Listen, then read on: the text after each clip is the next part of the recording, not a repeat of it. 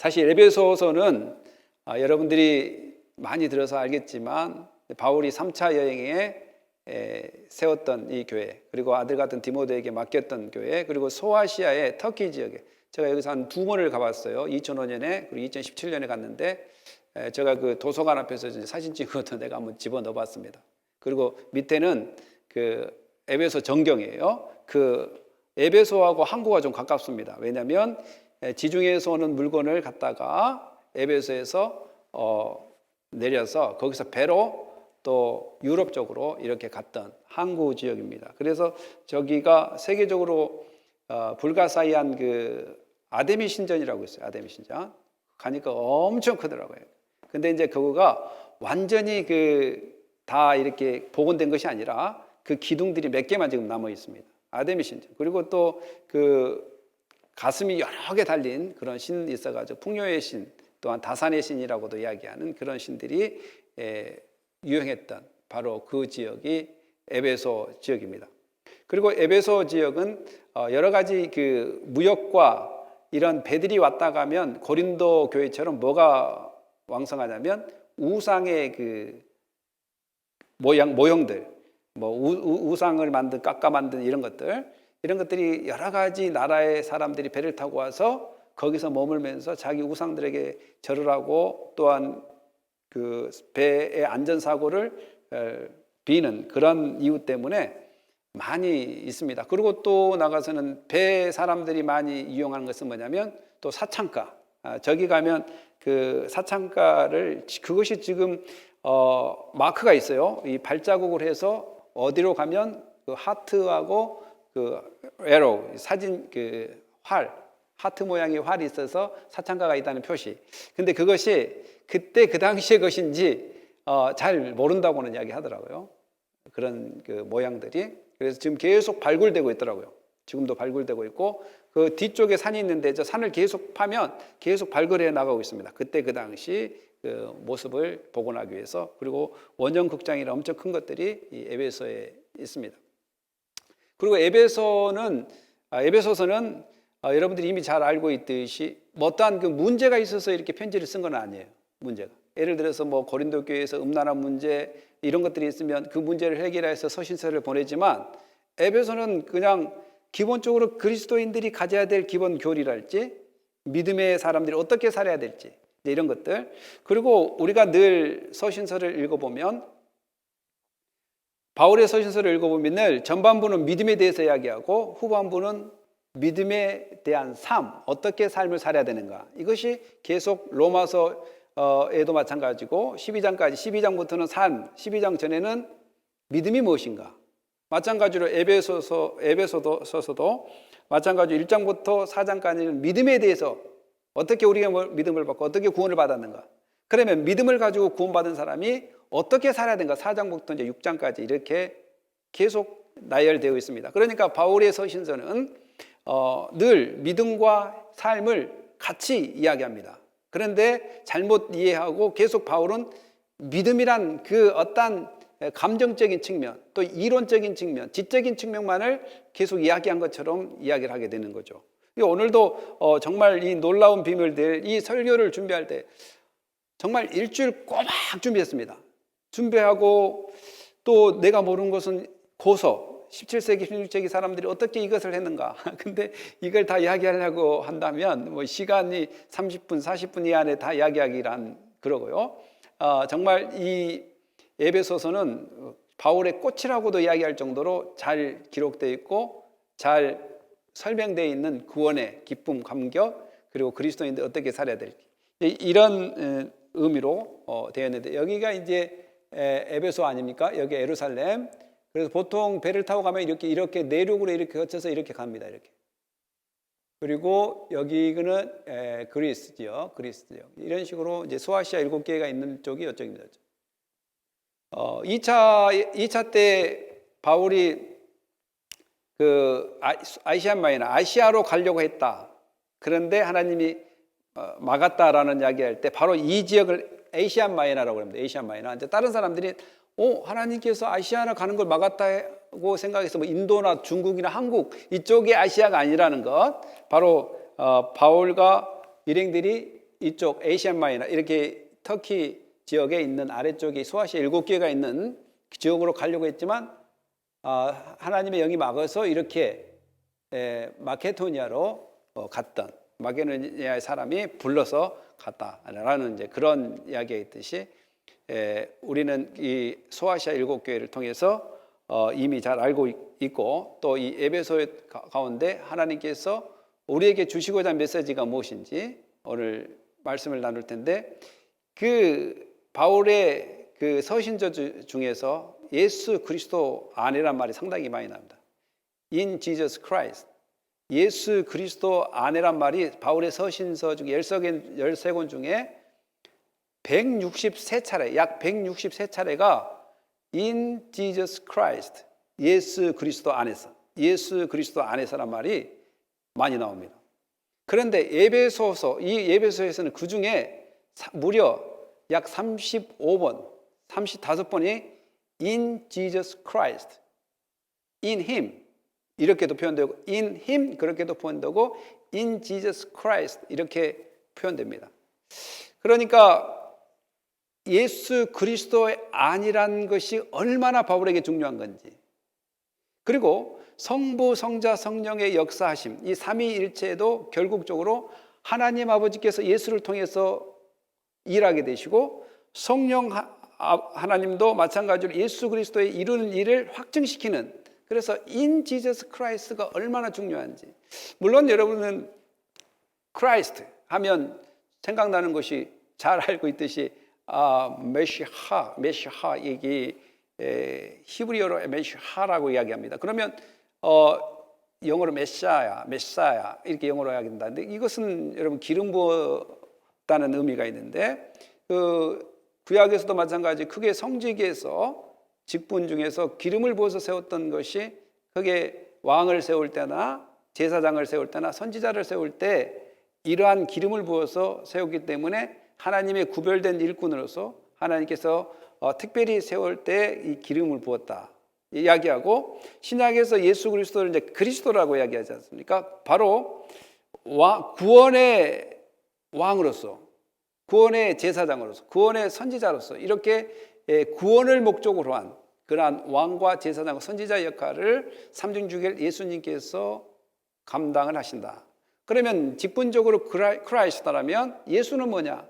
예수는 마태복음 1장에 나온 것처럼 어떻게 예수라고 지었냐면 이는 그가 자기 백성들을 그들의 죄에서 구원하실 자임이라 라고 해서 예수란 말이 포함되어 있습니다. 그러니까 온통 그 예수 그리스도라는 것은 그의 백성들을 그들의 죄로부터 구원할 자심이 바로 무엇을 통해서 왕과 제사장과 선지자라는 그러한 직분을 통해서 이루어가는 것이 바로 예수 그리스도라는 것을 우리는 깨달아야 될 것이고 그걸 알고 확신을 가져야 된다. 예수 그리스도를 통해서 확신을 가져야 된다.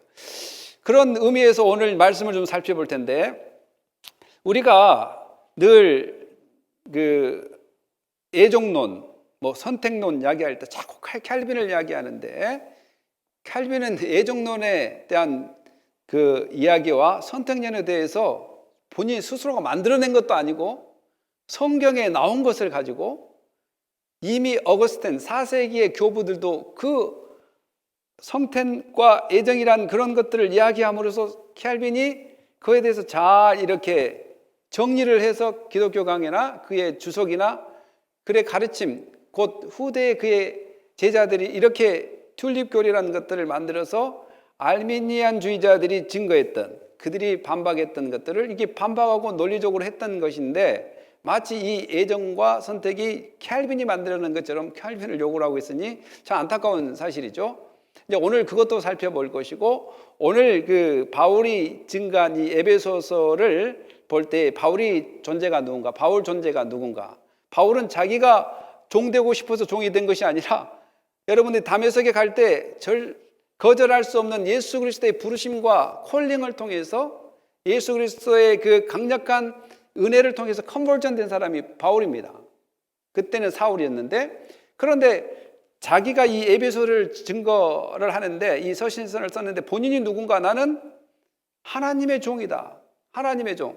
그리고 그 하나님의 종이 또한 그리스도의 종이라고 표현하면서 이것은 자기의 뜻대로 된 것이 아니라, 여러분 잘 알죠? 사도행전에 나오지 않습니까? 9장에 자기의 뜻대로 된 것이 아니라 예수 그리스도께서 컨버전 이렇게 변화시켜서 가는 발걸음을 돌리게 하셔서 하나님의 뜻대로 예수 그리스도의 종이 되었다. 그리고 이제 여기서 우리가 서신서에서 자주 했던 말이 뭐요? 아버지와 주 예수 그리스도의 은혜와 평강이 너에게 있을지어다. 왜 은혜와 평강이 너에게 있을지어다 라는 이야기를 많이 했을까? 여러분 카이레네라는 말이 있는데, 카이레네, 헬라어로 카이레네라는 말은 기뻐하다. 이것은 그 당시 그리스 세계 헬레니즘 문화 속에서는 인사를 할 때 카이레인 했단 말이에요. 기뻐하자, 즐거워하자, 행복하자. 그런데 이제 바울이 생각할 때 그 카이레인 말보다는 카리스가 뭐예요? 카리스가 은혜란 말이에요. 은혜. 그리고 바울의 그 신학 속에는 우리가 평화를, 이제 구약에서는 샬롬이라고 이야기합니다. 히브리 헬라어는 아이레네인데, 이 평화를 어떻게 얻을 수 있는가? 자유와 이 마음속의 평화를 어떻게 얻을 수 있을까요, 여러분? 아무리 율법을 연구하고 율법을 잘 알아도 평화가 올 수 있을까? 율법을 알면 알수록 내가 죄인이구나, 내가 연약하구나 라는 것을 깨닫게 되는데, 도대체 평화를 얻을 수 있는 것이 뭘까? 바로 은혜를 받을 때 평화를 얻을 수 있습니다. 그래서 많은 학자들이 왜 바울이 grace and peace라고 이야기했을까? 그냥 샬롬 그래도 되는데. 그래서 두 가지 치면, 하나는 그때 그 당시 사람들이 카이레인이라는 기뻐하자 말을 그냥 카리스, 어떤 은혜로 표현해서 이야기하면 좋겠다라는 의미로서 이렇게 이야기한 것이고, 또 하나는 결국 이 피스, 평화는 은혜를 받지 않으면 어때요? 얻을 수 없는구나 라는 측면에서 은혜와 평강이 너희에게 있을지어다 라고 이야기하지 않는가? 이건 다 추측이에요. 그렇죠? 바울이 내가 왜 이렇게 은혜와 평강이라고 이야기해 주었냐? 아니라고 이야기한 적이 하나도 없어요. 그런데 그 당시 문화와 여러 가지 신학적인 것을 봤을 때 은혜와 평강이 은혜를 받아야지 참된 평화가 있지 않겠는가, 이제 이렇게 생각해서 이야기했지 않을까, 이제 이런 생각을 합니다. 그래서 그 말도 틀리지는 않습니다. 은혜가 있어야지 평강이 있고, 은혜는 값없이 주신 하나님께서 주신 은혜인데, 그것이 있을 때 우리의 마음속에 평화가 있다. 평화가 있으라 아무리 외쳐도 죄로 묶여있는 우리들이 평화를 얻기는 쉽지가 않습니다. 물론 이런 것을 통해서 바울이 자기가 어떤 존재인지, 그리고 에베소 사람들이 은혜와 평강이 있기를 간절히 바라는 마음에 이 서신을 썼다라는 것을 발견했는데, 우리가 3절 4절에 읽어보면 찬송하리로다. 그러니까 이 1장은, 에베소 1장은 뭐냐면 찬송하기 위한 목적입니다. 찬송하리로다. Blessed be the God. 하나님을 찬송한다는 말이에요. 곧 우리 주 예수 그리스도의 아버지께 그리스도 안에서, 계속 안에서란 말이 나올 거야. 이 에베소 전체 34번 정도가 in Christ, in Him, 이것이 계속 나옵니다. 그러니까 예수 그리스도가 얼마나 중요한 역할을 하는지 이야기하고, 하늘에 속한 모든 신령한 복을 우리에게 주시고, 그러니까 왜 찬송을 해야 되냐? 하늘에 속한 신령한 복을 우리에게 주셨기 때문에 찬송을 해야 된다. 그 찬송은 바로 창세 전에 그리스도 안에서 우리를 택하사, 여기 추수라고 나왔어요. 이거 캘빈이 이야기한 거예요? 누가 이야기한 거예요? 바울이 이야기했단 말이에요. 바울이. 캘빈은 그냥 성경을 보니까 선택을 했구나, 그리고 예정을 했구나 라는 것이 성경에 나오기 때문에 그것을 우리가 이해시키게끔 기독교 강의를 써서 했는데, 마치 캘빈이 교리를 만들어낸 것처럼, 그리고 또 캘빈이 예정론을 만들어낸 것처럼 성경에 있는 것을 학생들에게, 또 신앙인들에게 이것을 잘 알아듣기 위해서, 깨닫게 가르치기 위해서 그렇게 요약을 하고 만들었던 것이 기독교 강요고 튤립 교리지, 없는 것을 만들어낸 것이 아니다. 내가 저번에 집사님이 그랬던가 누가 이야기했던가 어떤 목사님이 막 칼빈 죽일 놈이라고 그랬는데 내가 한번 그 칼빈 그 애정론 치니까 그렇게 욕하는 목사님이 계시더라고요. 나 진짜 너무 웃겨가지고. 그런데 그분이 설교를 들어보면 또 칼빈이 하는 대로 가르쳐요. 또 칼빈 이야기. 근데 칼빈이 하는 대로 가르칠 수밖에 없는 거지. 칼빈이 자기가 만드는 것이 아니라 성경을 이야기하고 또 성경을 이야기하다 보면 그렇게 갈 수밖에 없어요. 보세요.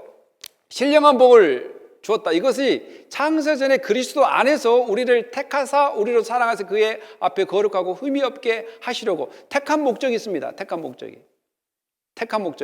크게 두 가지로 나누는데 구원받기 위해서, 두 번째는 뭐 하기 위해서요? 택한 백성이 하나님을 은혜와 영광을 찬송하기 위해서 두 가지 목적이 있습니다. 그러니까 사람들이 택했다라고 이야기하면 나는 구원받았네 이렇게 한편으로 생각하는데 전혀 그것이 아니라는 거죠. 캘빈도 이야기했고 또 기독교 강의를 처음부터 끝까지 저는 리차드 멀러 교수님한테 이게 캘빈에 대해서 집중적으로 배울 기회가 있었는데 너무 좋았는데, 그러니까 배우려면 어떻게 해야 되냐면 그분이 적어도 쓴 책은 다 읽어봐야 돼요. 어느 정도. 그래서 그 책이 뭐냐면 기독교 강요랄지 또 그리고 그분이 쓴 주석이랄지 이런 것들을 다 읽어가지고 레포트를 써내야 되는데, 수업을 들으면서 제가 그 켈빈 티알로지컬 세미나를 가기 전에 한국에서 개혁 신학을 다녔습니다. 그럼 말이 리폼드 티알로지컬 세미나를 한국에. 그러면 저는 그 안에 있으니까 나는 개혁주의를 배운 줄 알았어요. 리폼드 신학을 배운 줄 알았어요. 그리고 교수님들이 다 그렇게 하니까 나는 리폼드를 잘 아는 줄 알았어요. 근데 사실 내가 리폼드에 대한 그 무리나 이런 그룹 가운데 있기 때문에 잘 아는 것처럼 했던 그 교만함만 남아있었지 실제로 잘 몰랐거든요. 그러면서 이제 미국에 와서 그걸 직접적으로 전부 파헤치면서 비교해보고 대조해보니까 캘빈이 이렇게 이야기한 것이 아니었구나 라는 것을 이제 많이 발견하게 되죠. 이런 의도가 아닌데 사람들은 하나만 듣고 다 이야기한 것처럼 뭐 싸잡아서 이야기하고, 캘빈주의란 말은 개혁주의라는 이야기인데 개혁주의란 말은 칼빈만 속한 것이 아니에요. 어거스틴부터 쭉쭉쭉 계속 내려와서 지금도 개혁주의가 이루어지고 있어요, 없어요? 지금도 있습니다. 지금도 하나님의 말씀으로 돌아가자, 하나님이 원하는 뜻이 무엇인가를 하나님께서 원하신 뜻대로 최대한 더 가까이 복음을 증거하고 말씀을 증거하다. 지금도 개혁이라는 것은 멈춰지지 않고 계속 가는 것입니다. 그러게 그 중에서 캘빈이 몇 가지 책을 써서 독보적인 존재로 남다 보니까 계속 그를 공격하게 되는데 그럴 필요는 없다. 왜냐하면 하나님께서 우리를 택하신 목적이 거룩하고 흠이 없게, 이것은 완전하고 거룩한 흠은 천국에서 영원히 우리가 머물 때 안전하고 거룩하고 흠이 없게 되지만, 지금은 흠 있는 가운데 그 흠을 날마다 회개함으로써 성장하면서 또한 그 성화를 이루면서 가는 것, 그래서 구원을 이루어가는 그런 의미로서 표현을 하게 됩니다. 그러니까 어떻게 보면 그런 말들을 잘 우리가 해야 될 것이 뭐냐면, 그 칼빈을 욕하는 사람 중에 한 명이 요한복음 3장 16절을 이야기해요. 하나님이 세상을 이처럼 사랑하사 독생자를 주시 이는 저를 믿는 자마다 멸망치 않고 영생을 얻게 하려 함이라. 그러니까 하나님이 세상을 사랑했는데 어떤 사람은 구원받고 어떤 사람은 구원받지 못하고 선택했다는 말이 안 맞아 떨어진다는 거예요. 그런데 여러분, 성경을 해석할 때는 어떤 패시지를 보고 패시지에서 답이 안 나오면 그 전체 장을 봐야 돼요. 전체 장에서 답이 안 나오면 그 전체 책을 봐야 됩니다. 그 전체 책을 보고 답이 안 나오면, 요한복음에서 답이 안 나오면 사복음서를 다 봐야 되는 거예요. 그리고 사복음서에서도 답이 안 나면 신약 성경을 전체를 봐야 돼요. 신약 선제 전체를 봐도 답이 안 나오면 성경 전체를 봐야 돼요. 이것을 모르시더라고 그분이. 그러니까 하나님이 세상을 이처럼 사랑하사 독생자를 주셨으니 이는 저를 믿는 자마다 저를 믿는 자마다 영생을 얻는다 그러잖아요. 그럼 믿음을 어떻게 믿어야 되고 믿음을 어떻게 우리가 가질 수 있을까요? 믿음을 어떻게 가질 수 있을까요? 그러면 김민경 사모님 성경 있어요? 옆에 있어요? 네, 에베소서 2장 8절을 크게 한번 읽어주십시오. 에베소서 2장 8절. 여러분들도 있으면 한번 읽어주세요. 에베소서 2장 8절. 자, 시작.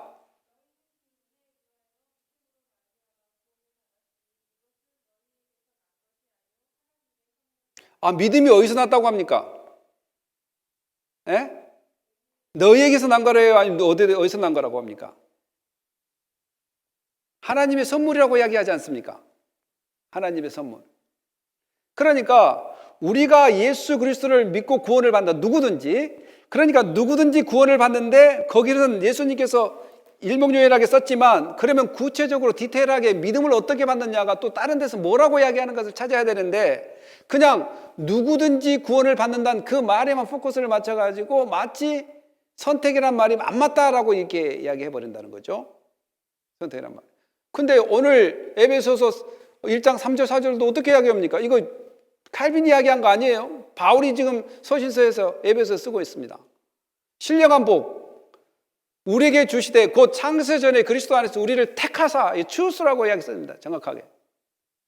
누가 택했다고요? 그리스도 안에서 하나님께서 택하셨다는 거예요. 창세 전에. 그러니까 임의적으로 택한 것이 아니라 이미 시간이 있기 전에, 세상이 창조되기 전에 이미 하나님께서 세상을 창조할 때 하기 전에 하나님께서 선택했다라는 것입니다. 그리고 선택의 목적은 거룩하고 흠이 없게 하기 위하였고 또 두 번째는 그의 은혜와 영광을 찬송하게 하려 한다는 것. 이것을 잃어버리면 안 됩니다.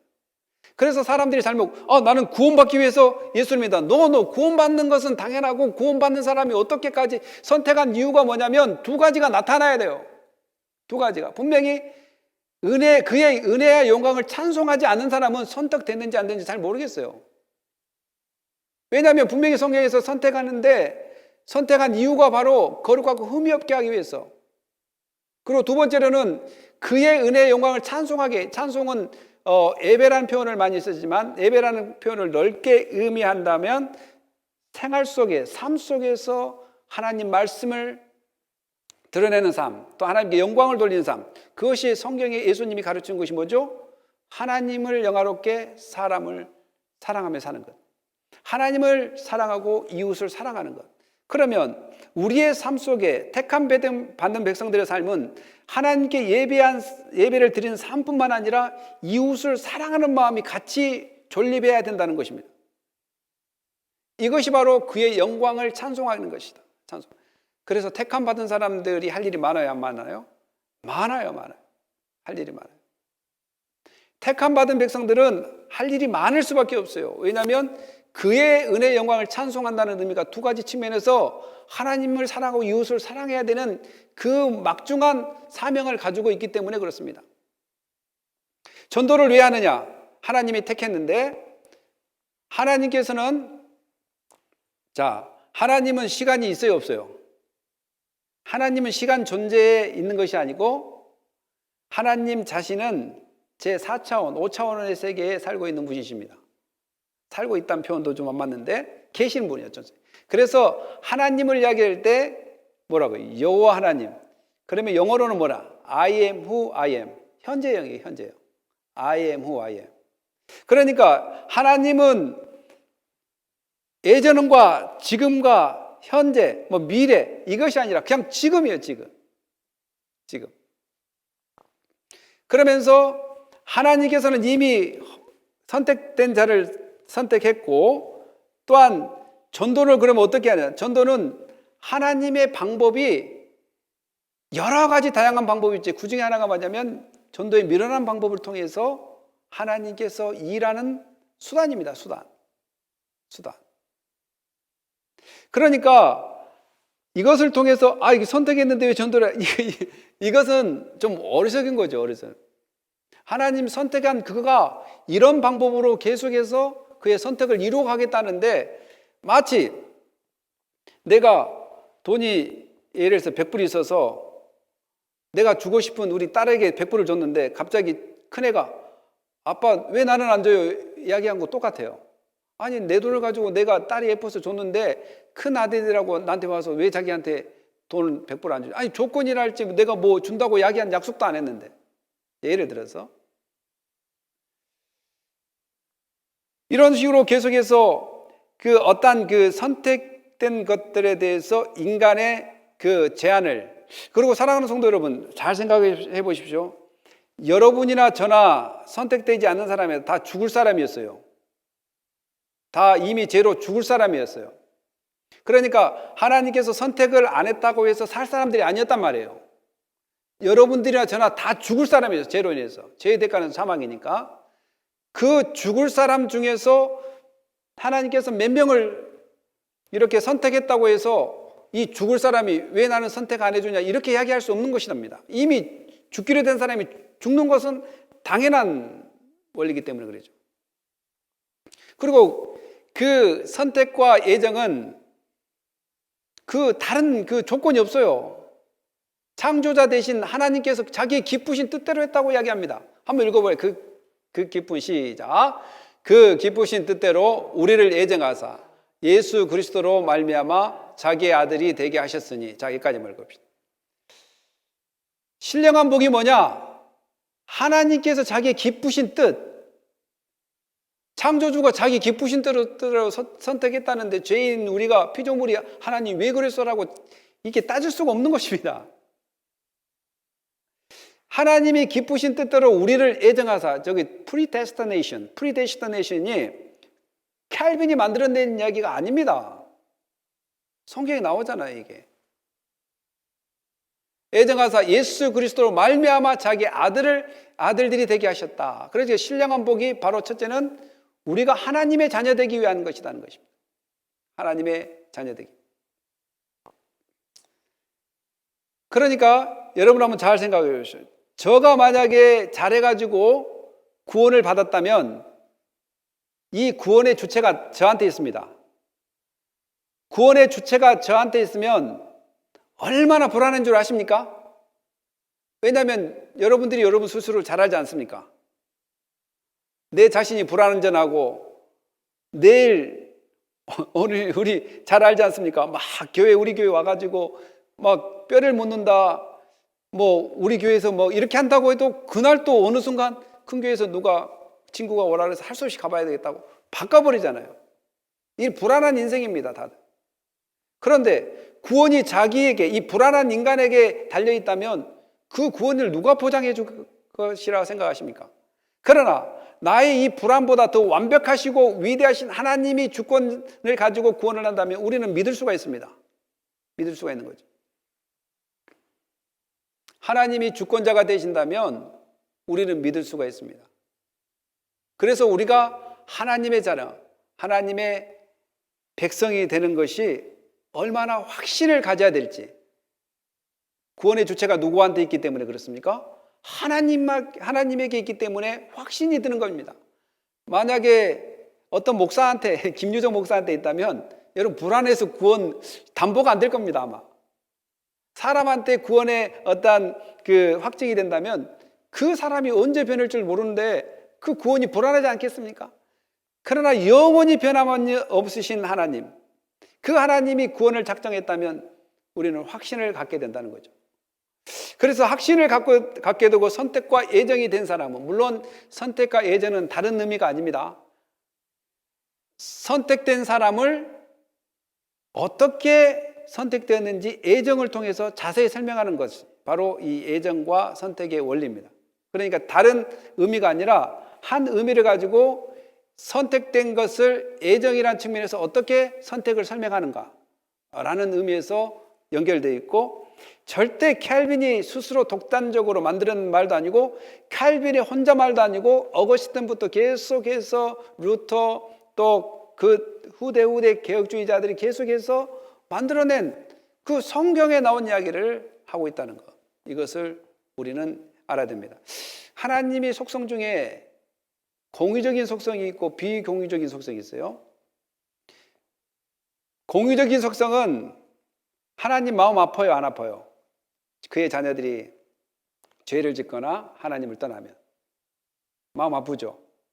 우리들도 자녀들이 말 안 듣고 슬프게 하고 그런 마음 아파요, 안 아파요? 아픈답니다. 이것을 공유적인 속성이라고 합니다. 하나님 마음도 있고 인간에게도 있는 마음. 그러나 비공유적인 속성은 하나님만 가지고 있는 마음이 바로 선택입니다. 예정입니다.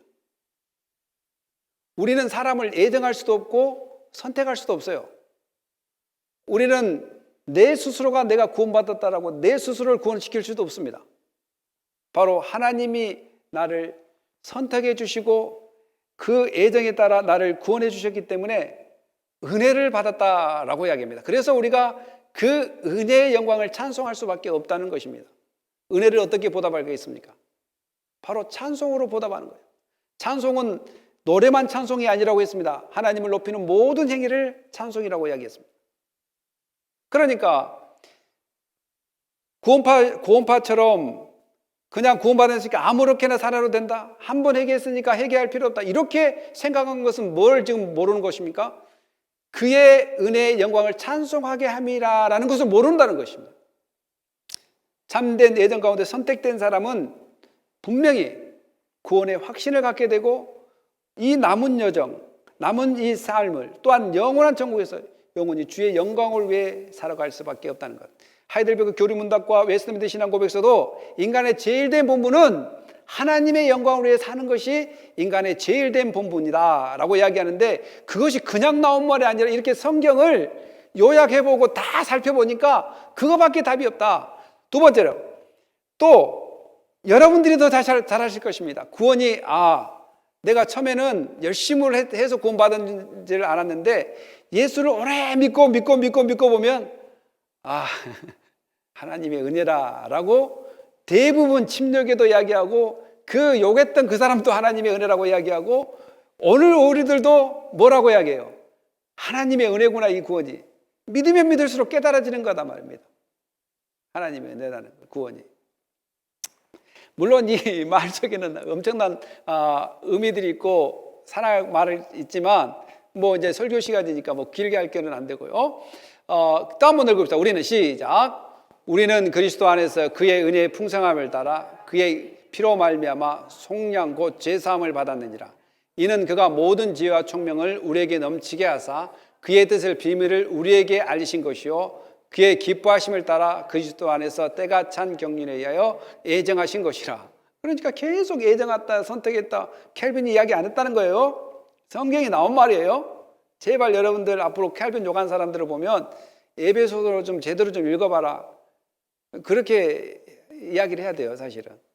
그리고 이제 그리스도 안에서 은혜의 풍성함을 다 그의 피로 말미암아, 여러분들 우리가 자꾸 오해하고 있는 것이 뭐냐면, 이제 한국 버전이 뭐냐면 구약에도 구원받았다, 구약에 구원받았다는 말이 상당히 많이 나와요.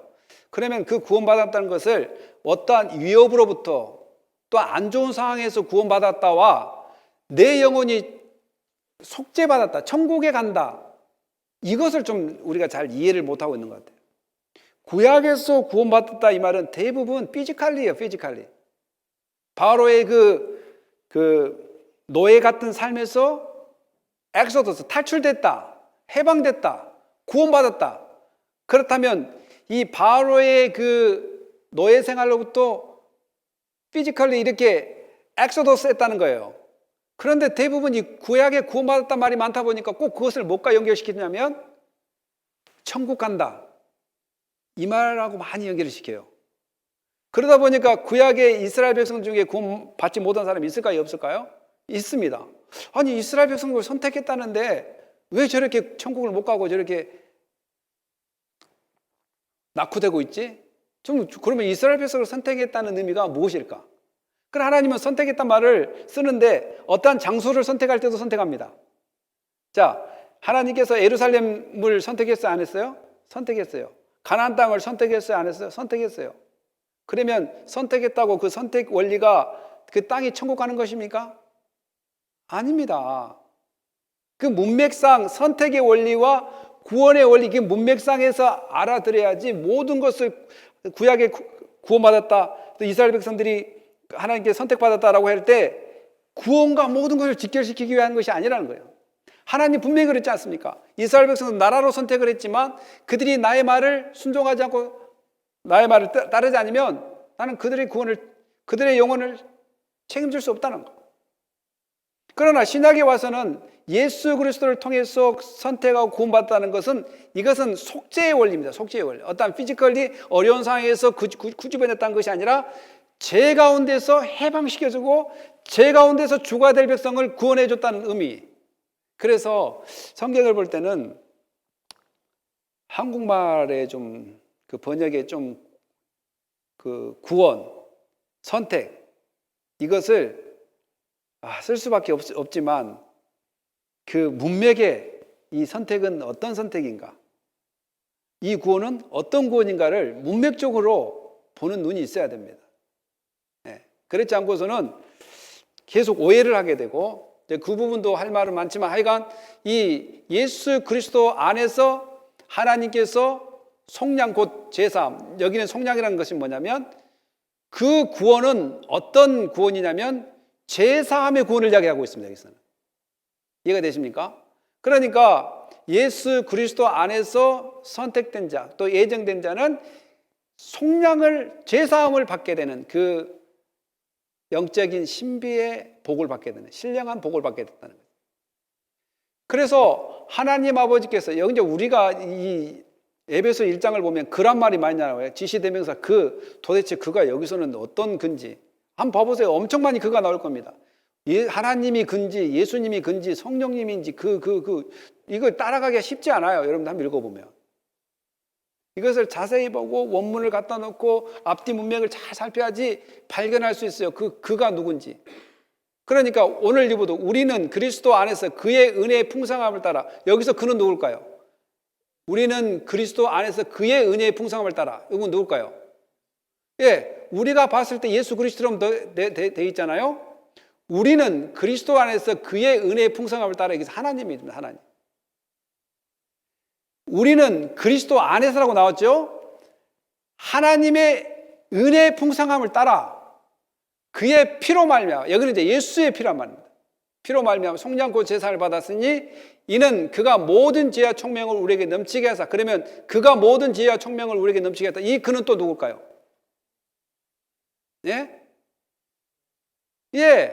예수 그리스도라고 이야기할 수밖에 없는데 이것도 하나님이란 말입니다.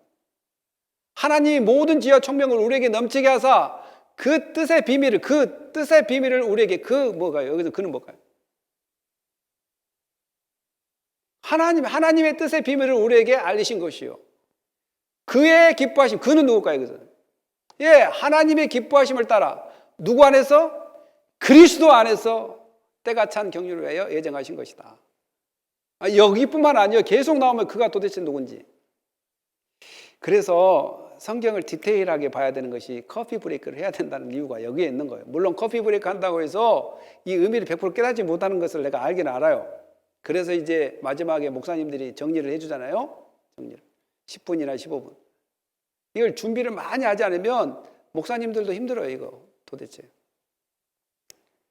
하여간 그리스도 안에서 그의 은혜와 풍성함을 따라 그의 피로 말미암아, 여기에서 구원은 뭐다고요? 죄사함의 구원입니다.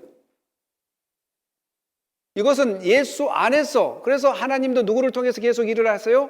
예수 그리스도 안에서. 하나님 아버지도 예수 그리스도 안에서.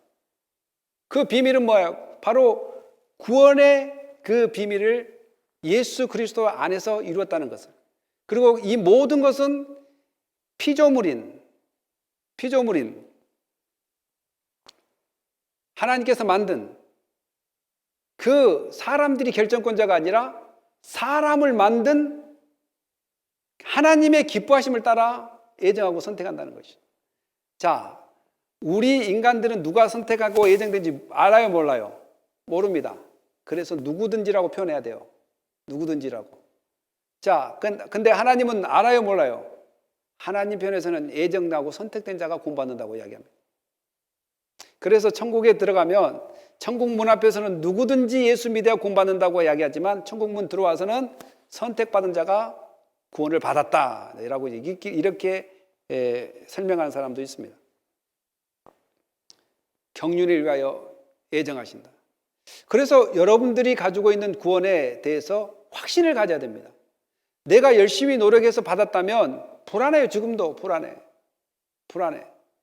내가 계속 열심히만 삽니까? 솔직히 이야기해서 내가 목사 아니고 담임 목사 아니라면 내가 수요예배 나올 것 같아요? 어떤 핑계 대고 수요예배 안 나와요. 내가 목사 아니고 내가 담임 목사이라면 새벽기도 매일 나올까요? 아닙니다. 이름도 연약하고 부족하다는 거예요. 성경을 배우면 배울수록 더 예배를 사모하고 기도를 사모해야 될 목사인 제가 그 알고 있는 지식을 뒤바꿔서 새벽기도 안 나간다는 쪽으로 바꿔서 설명을 해버려요. 또 수요 예배 안 나가도 된다고 설명해버려요. 예배 이것만 드려도 된다고 그 신학을 가지고 바꿔서 이야기해버린다니까요. 이 정도로 연약하다는 거예요, 우리가. 구원이 내가 관련되어 있고 구원이 내 손에 달려 있다면 우리의 구원은 불안한 구원이란 말이에요. 그런데 하나님께서 완전하신, 아까 비공유적인 석성이라고 이야기했어요. 변하지 않는 그 사랑, 진리 되신 하나님, 그분이 우리를 붙잡고 있기 때문에 오늘 구원을 받은 것에 대해서 확신을 가져야 되고, 분명히 내가 구원을 받은 그 열매로서 하나님의 그 은혜와 찬양을 하는 삶이 같이 가야 되는 것이 바로 구원받은 백성들의 모습이라는 것입니다. 어떤 하나만 주장하면, 어떤 하나만 말하면 그것은 바르지 않는 구원일 수도 있습니다. 그러나 오늘 여기서 말하는 저도 하나님의 그 자비하심 앞에 모든 것을 맡겨드리는 것이지, 프리칭을 하고 말씀을 증거해도 하나님께서 역사하신다는 것을 믿어요. 그러나 모든 결정권자는 누가 있습니까? 하나님께 있습니다. 오늘 찬양을 부를 때도 우리가 그 내용을 알 것인데요. 우리가 한번 읽어봅시다. 시작. 하늘에 있는 것이나 땅에 있는 것이나 다 그리스도 안에서 통일되게 하려 하심이라.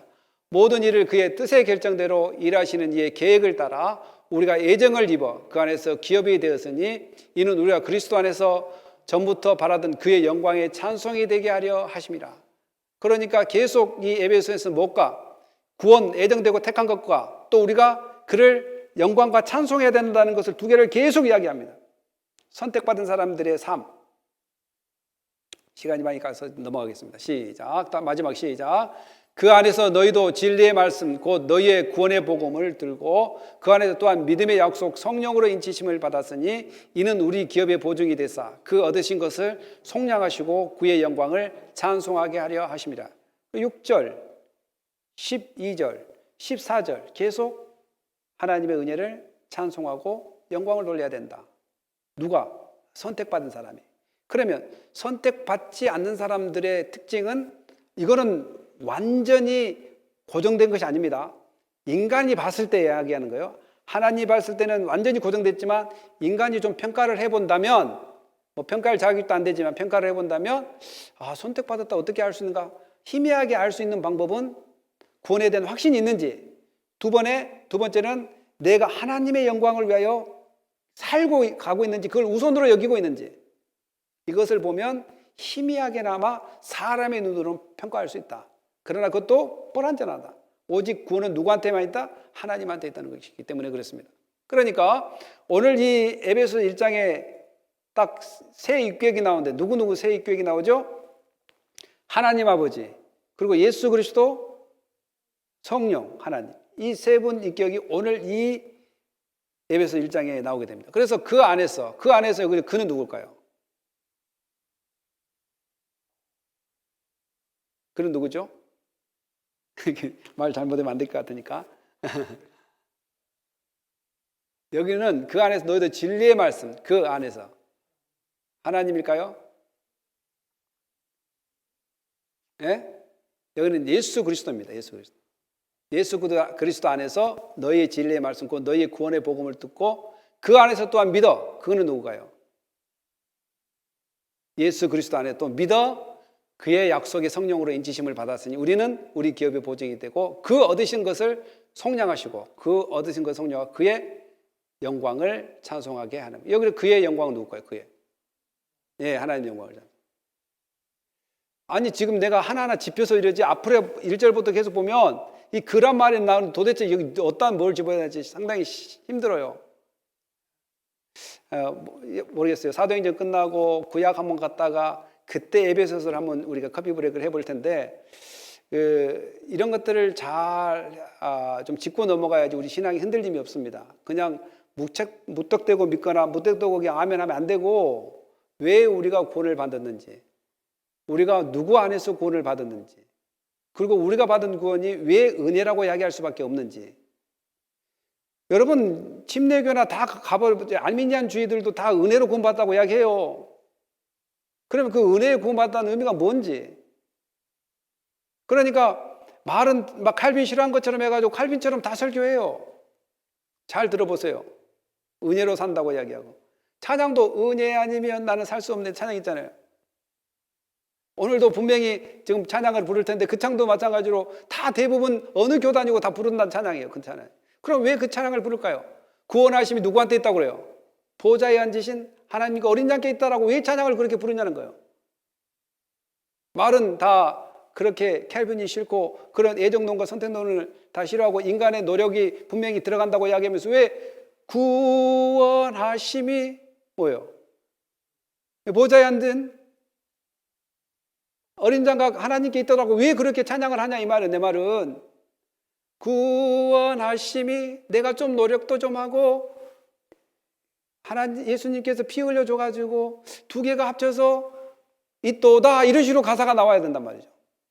그러면 그 침례교나 이런 데는 그런 노래를 부르지 말아야 되고. 사랑하는 성도 여러분, 저는 여기서 그리스도를 통해서 우리가 구원받았음을 확신해야 될 줄 믿습니다. 그리고 그리스도를 통해서 오늘도 변함없이 어떠한 환경과 처지가 온다 할지라도 하나님의 영광을 위해 살아야 됩니다. 그 영광을 위해 산다는 것은 하나님을 사랑하는 것과 이웃을 사랑하는 것입니다. 아멘입니까? 그래서 선택받은 것이 때로는 공짜로 받는 것처럼 보이지만 얼마나 우리에게 사명이 주어지는지 모릅니다. 구원을 받았기 때문에 그 은혜에 감사해서 이제는 시간을 얻든지 못 얻든지 복음 증거하는데 예수 그리스도의 영광을 위해 사는데 하나님의 영광을 위해 사는데 정말 모든 것을 투자해야 됩니다. 그럴 때 참된 애정되고 선택된 백성이라고 우리 인간의 눈으로 희미하게나마 발견할 수 있는 것입니다. 오늘 그런 은혜가 있기를 예수님의 이름으로 축복합니다. 여러분 구원에 대한 확신을 가지십시오. 왜 가지십니까? 구원은 나에게 있는 것이 아니라 하나님의 선택이 있었고 예정이 있었기 때문에 그분이 나를 부족하고 연약한 나를 구원해 주셨기 때문에 확신을 가져야 됩니다. 그리고 그의 영광을 사는 은혜가 있기를 예수님의 이름으로 축복합니다. 기도하겠습니다. 할렐루야. 하나님 감사합니다. 오늘 우리에게 구원 주심, 하나님을 찬양하심, 하나님을 영화롭게 하심 그런 은혜들이 충분히 있게 해주시고 성경을 우리가 자세히 보고 그 말씀을 받아들이고 아멘으로 화답하며 인내하며 살게 하여 주시옵소서. 또 기뻐하며 살게 하여 주시옵소서. 감사하며 살게 하여 주시옵소서. 감사하며 예수님의 이름으로 기도합니다. 아멘.